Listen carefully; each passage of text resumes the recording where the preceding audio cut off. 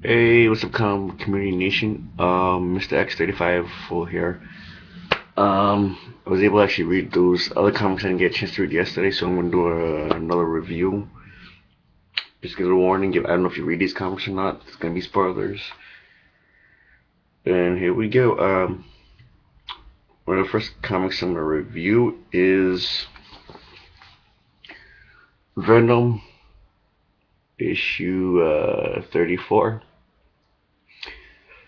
This issue left off last time where Brock was, I'm sorry, Flash Thompson was about to get that creature to help to Hank to get him help, but Toxin Eddie Brock found him and they start to fight.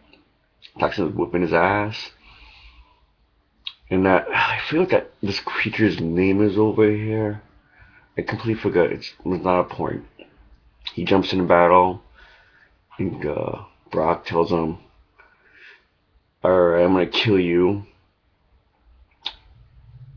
A little later, he does that, kills him, and he's about to finish off Thompson. In a spur of a moment, then he takes that needle that keeps the Venom symbiote steady or loose. He actually gets the needle, sticks it in Toxin, and then his symbiote uh, goes to us, calms himself down, and he tells him, "Hey, it's not over. I'm gonna get you." And you see Flash Thompson on a roof. The little kid says, "Hey, Coach Thompson, what are you doing?" He was like, "What happened to you? Somebody beat you?" And then he says, "No, get away! Don't." I guess he's trying to protect us so he doesn't get. That's why he left New York to see Betty. And she calls him. I believe he was like, "All right." She's like, "I'm out, you ass." He's trying to protect her. Next thing we see this next scene where there's a whole bunch of homeless guys. He was like, "You ate my bologna. I can smell it on your breath." And this like metal spreader comes out and takes over all these homeless guys, and I guess they're called symbiote hunters, and their prime directive is to destroy Toxin, destroy the Venom symbiote. It was an okay issue. Um, Next issue I have is Age of Apocalypse Book 6. Another okie dokie. I'm still not digging this issue. Most of the heroes go on. You see Wolverine. Most of the heroes are going in the future to do a suicide run. Wolverine's gonna try to stick with his plan, and he's gonna kill. He figures if he can kill Hank Pym, then Ultron, they gotta create him. Nothing's gonna happen. And Wolverine can see that Sue Storm is there, trying to help him out. And they go on the journey, but then we go take in the future. They finally realized Sue took off, and like we're gonna go on a suicide mission. They set that plan in motion, but they end up in this future city, and all these little Ultron head bots attack them. Then we see Wolverine. We see Hank Pym trying to work on Dragon Man. Andre said he's kind of a good idea, but he's getting this idea about this Ultron. Wolverine comes in on him. Yeah, he's like, "Who are you?" Wolverine says, "I think he's trying to reason with them. He's trying to figure out who he is." See Wolverine's clothes out. He's trying to find Sue's trying to stop Wolverine from doing it. He's like, "Hey, what's gonna happen? All these people are gonna die. It's not right."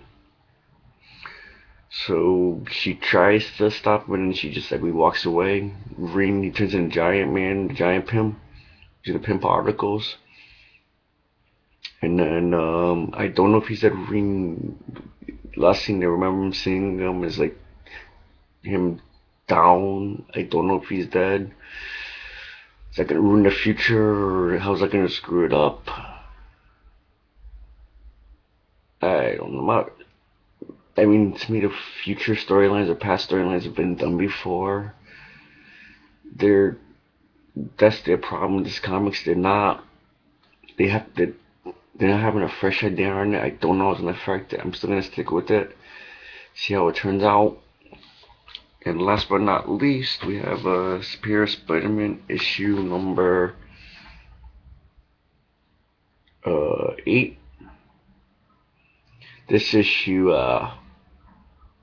from the last one, Cardiac is able to get that Octopus's helmet on, tell the girl he was gonna help her with the surgery. And we see Spider-Man with the Avengers. They find he's trying to fit them off. He is. They know Peter Parker distracts him somehow. They get him trapped up. They study him, and they figure, hey, he's not a Skrull. He's not a person. He's not a. I mean, Parker thought he was gonna be discovered.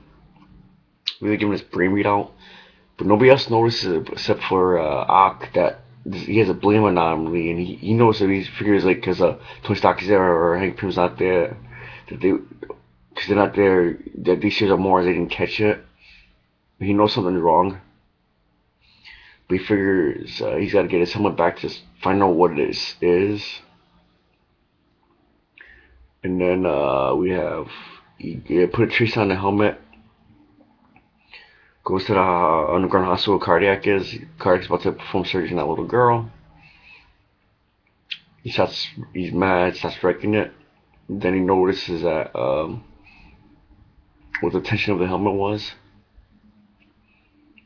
And it was kind of a little sad scene. He decides, Spider-Man gives the little girl surgery, saves her life.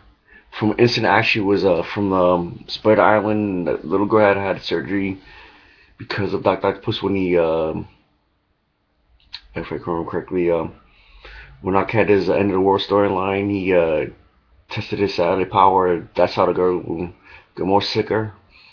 She's able to save him, and she wants to thank him. I believe she gives him a little toy penguin. He don't want to take it because for the first time he's feeling gratitude. So Cardiac lets him borrow a helmet. He gives, I promise I'll give it back. And the last scene, he's in the Horizon Lab. And then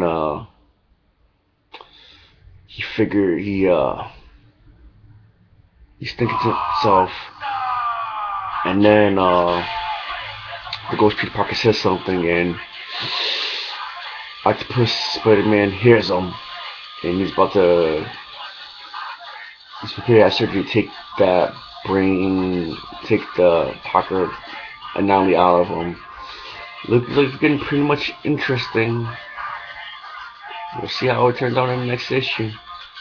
So, if you liked the video, like, subscribe. That's pretty much it for me. Thanks for watching.